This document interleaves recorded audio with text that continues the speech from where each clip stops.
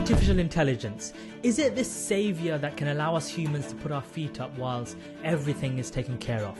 Will it take our jobs? Or is it truly a hype that everyone will look back on and laugh that we're all talking about it in 2023? I couldn't resist myself talking about this topic. But before we crack on, hit the like and subscribe button. So today I'm going to be talking about artificial intelligence, how it works at a basic level, and where it fits in when it comes to the healthcare, health tech, digital health landscape.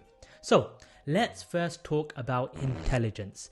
A basic definition of intelligence is the ability to take knowledge and information, process it, factor in all the other complex nuances, including emotional responses, and then plan and execute a piece of action.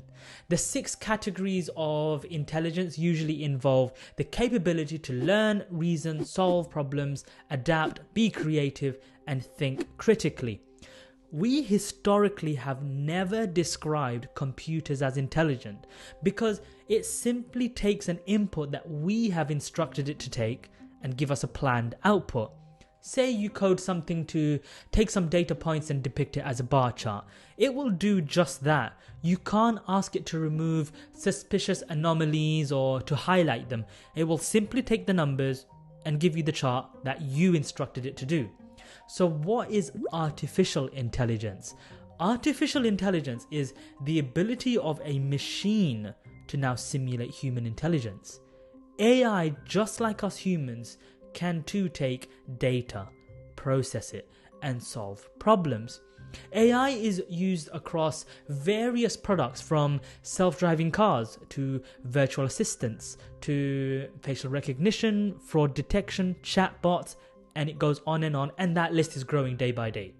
Now, they've actually been around for some time, and an example that's been around for a long time and we've not hyped about it so much is machine learning. Machine learning essentially learns from data to recognize relationships and formulate predictions and decisions. Machine learning is a form of AI that's been around for a very, very long time. But the explosion in AI came when ChatGPT was released. This ChatGPT is based on a large language model, LLMs. LLMs are basically a huge, powerful application of machine learning on a sea of data. Now, the explosion that's occurred in ChatGPT and the AI scene is because ChatGPT essentially was an incredibly user-friendly product at our fingertips, where if we asked for it to summarize this video into 5 bullet points, it could do it in seconds. So how does AI work? Imagine it's the first time you're playing chess. At first you're making random moves and you lose a lot. But as you persist, you begin to understand the rules. You learn strategies, you start to spot patterns, and as a result, you then begin making better predictions and decisions. AI works in a similar way. It's able to learn. The more data it's exposed to, the better its performance is. Now, there are 2 ways AI learns. Number 1 is supervised learning. This is where the data is already organized, labeled, and categorized. So as you feed it the data, it's able to learn from the labeling that you or I have already done. Say you train it to understand what cats and dogs look like, and then you could show a series of unlabeled cats and dogs and asks that it identifies them accordingly. The second type of learning is unsupervised learning. Now, this is powerful. Imagine now giving it unsorted, unlabeled data that it can take, analyze, and still do the same thing. Now, without going into the intricacies and the science behind it, it's fundamentally based on data input. The better the data set, the better AI is able to perform. So to finish with now, where does AI fit in the healthcare, health tech, digital health industry? Number 1, diagnostics. AI can analyze medical images to detect abnormalities incredibly accurately. Number 2, drug discovery and development.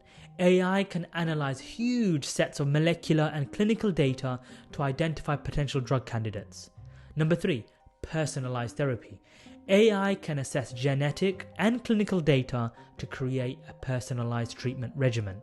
Number 4, robotic-assisted surgery.